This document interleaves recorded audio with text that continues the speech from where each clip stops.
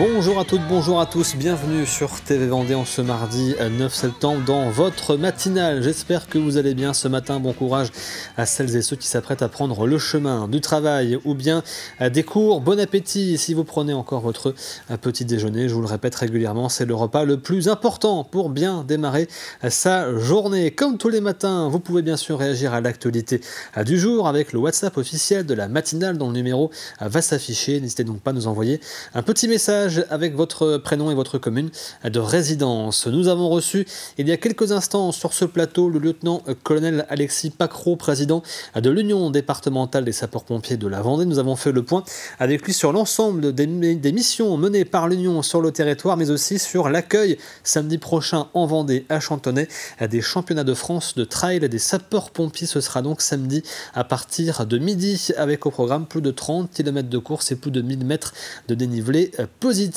On fait maintenant un point sur votre météo pour aujourd'hui avec le retour de la pluie ce matin en Vendée, notamment par le littoral vendéen. Les nuages sont également présents dans les terres, même si le soleil va normalement dominer. Les températures sont en baisse avec 8 degrés dans les terres, 15 sur le littoral. Dans l'après-midi, le ciel va se charger en nuages et les averses vont se décaler vers les terres, compter 19 à 21 degrés. Je vous propose qu'on aille d'ailleurs maintenant faire un petit tour sur le littoral vendéen du côté de Bretignolles, si je ne me trompe pas. Au niveau de la plage de la Sauzaie, où on voit effectivement que le soleil s'est levé, que les nuages sont bien présents, mais la pluie ne semble pas pour l'instant au rendez-vous du côté de Bretignolles. On va maintenant se tourner du côté des horaires des marées pour ce mardi. On commence avec les marées du côté de la Tranche-sur-Mer. Basse mer aujourd'hui à midi et 3 minutes. Pleine mer à 5h52 et 18h05. Coefficient important aujourd'hui, 96 à 101. Du côté du passage du Gois, basse mer, c'était cette nuit à minuit. La prochaine sera à midi et 18. Pleine mer à 5h28 et 17h41 minutes. Coefficient identique, 96 à 101. Je vous rappelle que pour le passage du Gois, si vous souhaitez le traverser, cela peut se faire 1h30 avant et après la marée basse. Le soleil, lui, il s'est levé ce matin à 7h36 et il se couchera ce soir à 20h28. Nous fêtons aujourd'hui les Alains. Bonne fête donc à tous. Et puis un petit dicton pour démarrer cette journée. On dit que septembre emporte les ponts ou tarit les fontaines. Je vous laisse y réfléchir. Il est temps maintenant de faire le point sur l'actualité de ce mardi 9 septembre. Voici le journal.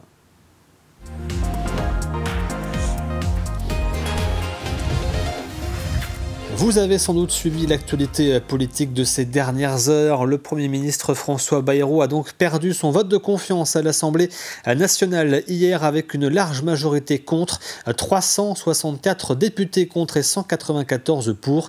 Il doit remettre la démission de son gouvernement dans la matinée au président de la République. Hier soir, plusieurs dizaines de personnes se sont retrouvées devant la mairie de La Roche-sur-Yon pour fêter les résultats du vote. Un apéritif intitulé Bye Bye Bayrou, organisé par l'association Attaque dans plusieurs villes de France. Ce soir, pour nous, c'était une étape surtout. C'était un moment festif dans la construction du mouvement du 10, qui est donc un mouvement citoyen collectif. Et c'est une étape parce que Bayrou est donc parti. Il n'a pas eu la confiance, on s'y attendait, la confiance du Parlement, ce qui n'est pas rien. Et on souhaitait le fêter ensemble. On espère que ça va bouger, que les choses vont bouger en notre faveur, mais on n'est pas sûr malheureusement. Je trouve qu'on ne taxe pas assez les riches, donc ce serait favorable de détaxer un peu plus et que aussi pour le climat, on est moins engagé que sur le climat, donc on devrait être un peu plus sur le climat aussi. Nous on est là, le 10, pour dénoncer ça. Bayrou, on vient de voir que le gouvernement est tombé, on s'en doutait, mais nous on va au-dessus de ça. On aimerait, c'est vrai, la démission de Macron, parce que c'est pas vraiment Bayrou, c'est infusible. Et je pense que la démission de Macron, ça permettrait aux gens d'aller voter. Le même type de rassemblement a eu lieu aussi à Fontenay-le-Comte hier soir devant la mairie. Une trentaine de manifestants étaient présents. Ils ont profité de ce moment pour faire le point sur les actions prévues demain en Vendée dans le cadre de la journée Bloquons tout, sur laquelle nous reviendrons dans quelques instants. L'idée, c'est à la fois de se réjouir et puis de poser un après sur les jours à venir, parce que ce n'est pas le départ de Bayrou qui va complètement nous contenter. Mercredi, il y a sur le territoire national, comme en Vendée, il est prévu en fait une série de manifestations et d'actions. Donc il y a un covoiturage qui est organisé sur Fontenay pour rejoindre La Roche-sur-Yon le matin, départ place de Verdun à 7h, donc c'est matinal. On s'est dit qu'en étant nombreux sur La Roche, ça pouvait aussi fédérer, amener des gens, de voir qu'il y a beaucoup, comme le début des Gilets jaunes. Là, il y a plein de gens qui sont venus parce qu'ils ont vu qu'il y avait une bonne partie de la population qui soutenait et qui venait. Montrer qu'on est là, qu'on n'est pas content et que ça suffit, quoi. Du côté des députés vendéens, aucune réaction à l'issue du vote de la part de Béatrice Bellamy, Philippe Latombe, Pierre Henriet ou encore Stéphane Buchou, les 4 députés vendéens appartenant ou apparentés au camp présidentiel. De son côté, la députée non inscrite de la 4e circonscription, Véronique Besse, a posté un message sur ses réseaux sociaux déclarant, je cite, « François Bayrou a contribué au naufrage du paquebot France, mais préfère nous dire que le désastre serait imputable à ses passagers. Je n'avais d'autre choix que de dire non à la confiance. » Concernant les sénateurs vendéens, une seule réaction là aussi, celle de la sénatrice UDI Annick Billon qui déclare « Il faut trouver un chemin et sortir des querelles stériles, apporter des solutions et proposer un chemin, un projet rassembleur juste, raisonnable et constructif. Notre pays en a besoin et le mérite. » Nous en parlions il y a quelques instants. Demain doit se tenir le mouvement national Bloquons tout, un mouvement citoyen qui a débuté sur les réseaux sociaux mais qui s'organise notamment sur les messageries cryptées. Ce mouvement vise à paralyser le pays pour protester contre la politique budgétaire du gouvernement. Même si celui-ci est démissionnaire, les syndicats qui ont rejoint le mouvement comme la CGT et Force ouvrière ou encore l'association Attaque veulent maintenir la pression, notamment sur le président de la République Emmanuel Macron. Alors à quoi s'attendre demain en Vendée? Quelles actions sont prévues ou pourraient avoir lieu? Élément de réponse avec Louise Viadger. Les actions seront concentrées à La Roche-sur-Yon ce mercredi matin. De rendez-vous sont donnés à partir de 6h, 6h30 au rond-point de Sully et à celui des Odéries, proche du centre hospitalier départemental. Ces lieux seront les points de départ des manifestations ou des actions. Ils sont également des zones refuges, c'est-à-dire des endroits déclarés où chacun peut venir tout au long de la journée. Il y aura des permanences avec des distributions, avec de la documentation et pour avoir toutes les informations sur la mobilisation tout au long de la journée. Selon Attaque et le groupe syndical Solidaire, rien ne serait pour le moment vraiment organisé puisqu'il s'agit d'une mobilisation citoyenne. D'autres actions seraient toujours en préparation avec des groupes locaux qui, eux, se créent chaque jour. Ils sont à Chaland, à Fontenay-le-Comte ou encore à Beauvoir-sur-Mer. D'autres appels à l'action circulent sur les messageries cryptées comme Telegram. Des actions qui semblent éparpillées et les syndicats ne se joignent pas toujours d'ailleurs au mouvement. Une organisation floue qui ne permet pas de voir avec précision ce qui se prépare. Du côté des blocages, pour le moment, 2 lieux sont annoncés. Le rond-point de l'Europe du côté des Flâneries et le Leclerc Actis Sud. L'idée pour les manifestants est d'occuper des endroits assez fréquentés. Des tracts seront distribués tout au long de la journée, donc ce mercredi 10 septembre. Pour rappel, le mouvement national Bloquons tout répertorie 528 rassemblements partout en France. Les manifestants veulent exprimer leur colère face au budget 2026 présenté par le Premier ministre François Bayrou. Et plus largement, Attaque Vendée indique vouloir maintenir la pression pour marquer une rupture avec la politique actuelle du gouvernement et du président de la République Emmanuel Macron. Ce lundi soir, déjà, des mobilisations se sont organisées devant les mairies à l'appel d'Attaque Vendée. C'était le cas à Labardemont, à Chaland ou encore à Fontenay-le-Comte. Le but étant de faire le point justement sur les rassemblements qui auront lieu ce 10 septembre. Enfin, la sécurité dans les lieux publics sera renforcée. Les forces de l'ordre des Sables-d'Olonne pourraient par exemple même venir en renfort à La Roche-sur-Yon. Ces derniers jours, une cyberattaque a visé des services numériques de santé dans plusieurs régions de France, dont les Pays de la Loire. L'alerte a été confirmée par le GRAD régional, le groupement d'appui au développement de la e-santé, en lien avec l'ARS et les autorités nationales. Les pirates ont usurpé l'identité d'un professionnel de santé pour accéder de manière illégale à certains systèmes. Cela a entraîné une violation de données personnelles, mais uniquement des données administratives. Aucune donnée médicale ne serait est concerné. La prise en charge des patients n'est pas impactée. Des mesures de sécurité ont été prises immédiatement. Une information sera envoyée aux personnes dont les données ont été compromises. Il est important de rappeler qu'aucun professionnel de santé ne vous demandera vos informations personnelles par mail, téléphone ou SMS. Nous prenons maintenant la direction des Sables d'Olonne et plus précisément du bassin d'Ombré. Celui-ci se trouve au bord de la mer dans le quartier de la Chaume le long de la côte rocheuse et permet de se baigner en toute sécurité. Il se remplit avec de l'eau de mer grâce à la marée et tous les 15 jours, lors des forts coefficients, il est vidangé par les équipes de la ville afin d'être nettoyé pour garantir l'hygiène pour les baigneurs. Élise Blanchard a assisté pour nous à cette opération. Ils sont 3 agents mobilisés pour la vidange du bassin d'Ombré aux Sables d'Olonne. L'un d'eux manœuvre un engin qui pousse les sédiments vers l'écluse, tandis que les 2 autres complètent l'opération en nettoyant le bassin à l'eau douce à l'aide de lances à incendie. Reste à comprendre pourquoi faut-il vidanger le bassin. On vidange le bassin tous les 15 jours pour des raisons sanitaires, de qualité d'eau, puisqu'en fait c'est de l'eau de mer, c'est de l'eau brute qui rentre dans le bassin, avec à la fois du sable, un petit peu de vase, des algues. Et pour que les baigneurs puissent profiter de ce bassin dans une eau de qualité, on profite des coefficients de marée les plus importants, une fois tous les 15 jours environ, pour pouvoir vider totalement le bassin, le nettoyer, parce que c'est un bassin en béton, et de renvoyer à la mer tous les sédiments qui ont pu être piégés durant 15 jours dans ce bassin. Chaque année, l'entretien, la sécurité et le nettoyage du site s'élèvent à 27 500 € pour la collectivité.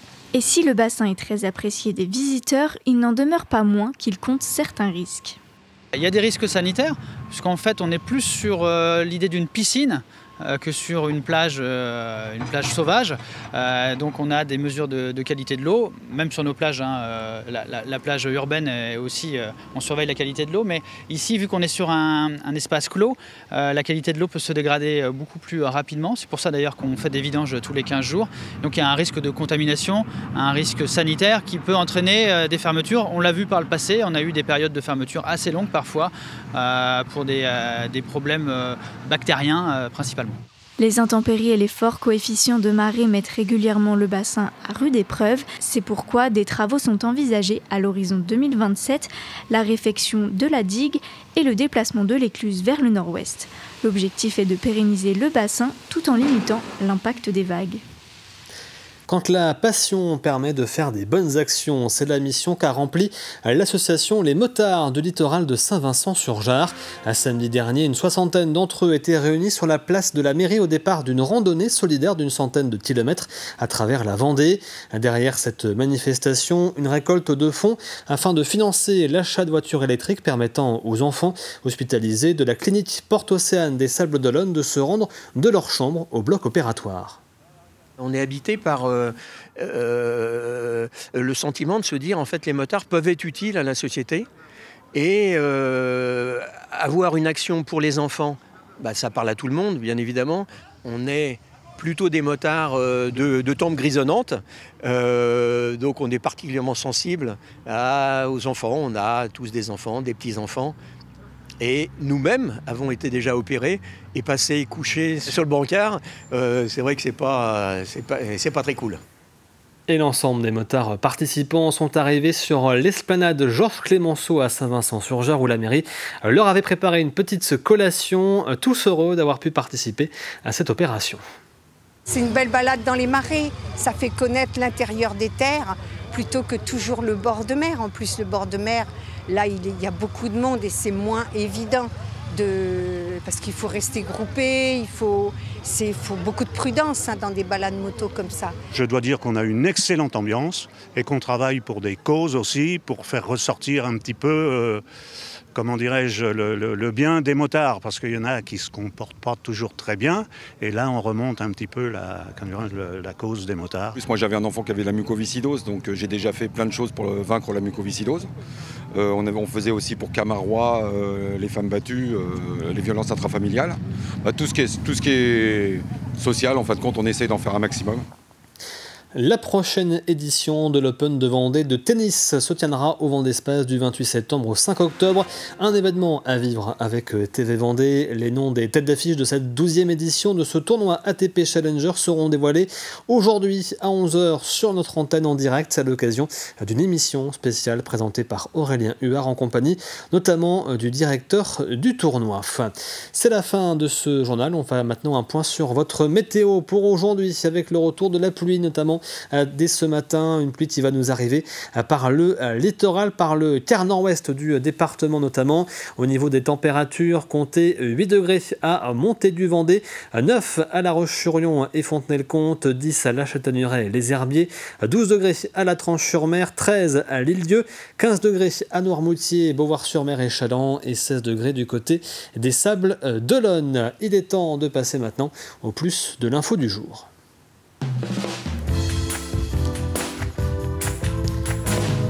Nous l'avions abordé la semaine dernière, les clubs sportifs du département rencontrent des difficultés pour soit trouver des éducateurs bénévoles ou bien recruter des entraîneurs diplômés. Nous nous posons donc ce matin la question dans le plus de l'info de savoir comment les comités sportifs, les comités départementaux ou régionaux aident les clubs pour embaucher justement des entraîneurs. Regardez.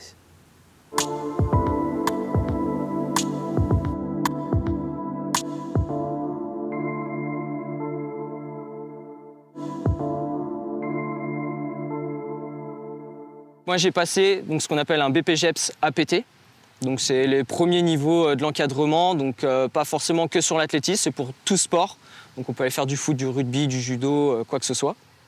Et il y a aussi un autre niveau, ce qu'on appelle le DEGEPS, donc là qui est vraiment pour l'athlétisme. Donc moi je n'ai pas ce DEGEPS, je n'ai que le BPGEPS APT. J'ai entendu dire par le biais de mon ancien coach qui m'entraînait que le comité de Vendée cherchait justement à former des jeunes encadrants donc pour le comité de Vendée. Pas forcément intégrer une structure dès le départ, mais voilà, au comité de Vendée, donc on cherche à faire quelques heures à Chaland, au Sable, à La Roche, à Fontenay ou ainsi de suite pour pouvoir faire un 35 heures après. Nous, on en embauche 2 sur quelques heures. Donc, c'est-à-dire que les clubs font un appel au comité en disant « Moi, cette année, j'aurais besoin d'un entraîneur du comité sur tel groupe, tel âge, etc. » Et après, voilà, il y a une répartition. Donc, il y a aussi ces possibilités de mutualisation qui sont mises en place par le comité, qui est une bonne chose d'ailleurs. Ça évite au club de prendre quelqu'un à temps plein, mais il peut l'avoir 5-6 heures par-ci ou par-là. Aujourd'hui, la fédération a complexifié quand même depuis quelques années aussi les formations d'entraîneurs et de juges. Et du coup, ça n'aide pas non plus, ça ne pousse pas les gens à aller se former parce que c'est trop long, trop fastidieux. Il y a des choses en ligne, des cours en ligne, des fois il y a des modules à l'autre bout de la France et ainsi de suite. Voilà, c'est quand même assez complexe. En termes de formation, ça va. La fédération propose quelque chose de correct. Il y a un enseignement à distance et ensuite il y a 2 jours de formation, 2 week-ends bloqués en fait de formation. Mais la plupart réussissent correctement et ça suffit pour encadrer. Après, je pense qu'au-delà de la formation, il faut avoir de l'envie, du temps et puis aimer encadrer les jeunes. Mais ça se fait très très bien. Généralement, il n'y a pas de souci. On fait appel, nous, à un sponsor qui est une société de comptabilité, de gestion et de finances qui gère toute la partie comptabilité, salaire. Donc ça, c'est très appréciable parce qu'on ne se voit pas, nous, bénévoles d'un club, faire tout ce genre de documents. Puis on ne connaît pas assez la réglementation. Ce qui est dommage, c'est que notre fédération ne prenne pas en compte les clubs comme nous qui emploient 2 salariés et qui ne nous apportent pas d'aide. Et voilà, c'est un peu la débrouille au quotidien, on va dire.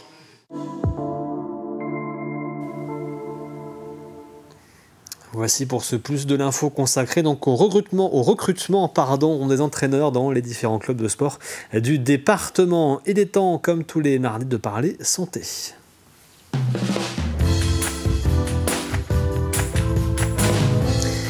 Et donc dans Hôpital Mode d'Emploi ce matin, nous parlons de la médecine interne, cette jeune discipline apparue dans les années 70 et qui se concentre sur le diagnostic et la prise en charge des cas rares ou complexes. Au centre hospitalier départemental de la Vendée, l'équipe compte 8 praticiens dans 3 services. Ces médecins internes interviennent lorsqu'un diagnostic reste difficile à poser pour une spécialité médicale. Leurs compétences portent notamment sur les maladies auto-immunes, inflammatoires et systémiques qui peuvent toucher plusieurs organes. Regardez.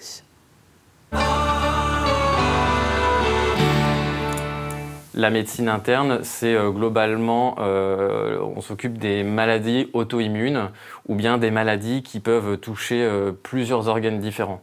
Les maladies auto-immunes, ce sont les maladies du système immunitaire qui peuvent toucher parfois juste certains organes ou qui peuvent toucher un petit peu tous les organes. C'est en ce sens-là que notre formation assez polyvalente est utile.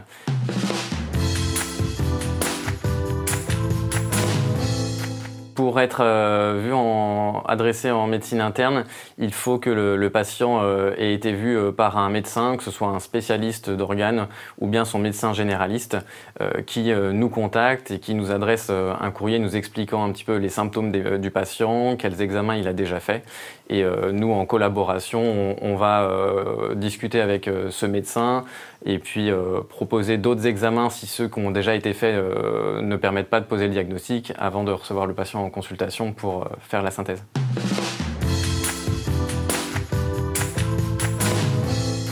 Les prises en charge doivent être individualisées parce qu'un patient avec la même maladie peut requérir un traitement différent en fonction de son état de santé, des organes qui sont atteints, des effets secondaires potentiels des traitements qui nécessitent une balance de peser à chaque fois le pour et le contre pour mettre tel ou tel traitement. Souvent dans les pathologies de médecine interne qui sont liées à un dérèglement immunitaire et qui du coup peut toucher et abîmer plusieurs organes, il y a un socle commun de traitements qu'on appelle les traitements immunosuppresseurs, c'est-à-dire qui jouent sur le système immunitaire et qui est lui-même à l'origine de tous les atteintes d'organes. Et donc ça, nous sommes amenés à prescrire et habitués à ces traitements-là, qui sont un petit peu des traitements au global, qui traitent entre guillemets la cause, à savoir le système immunitaire qui fonctionne mal dans ces maladies-là.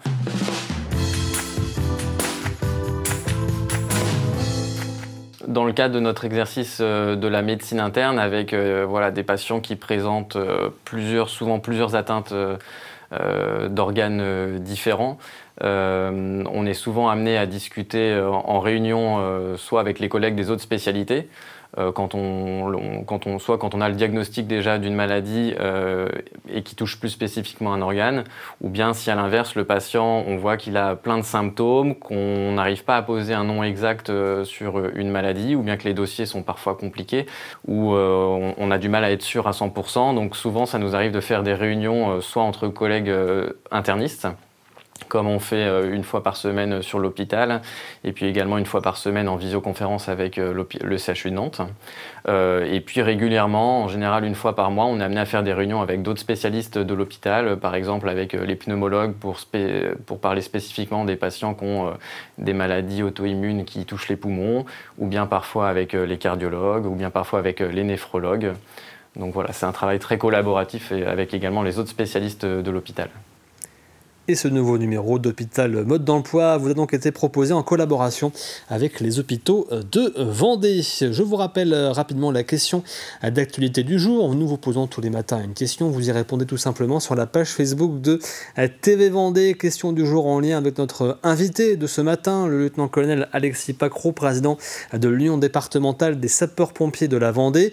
Nous vous posions donc la question de savoir si vous seriez prêt à vous engager à devenir pompier volontaire en Vendée. Vous retrouvez donc la question sur notre page Facebook. On passe maintenant à Café Cuisine.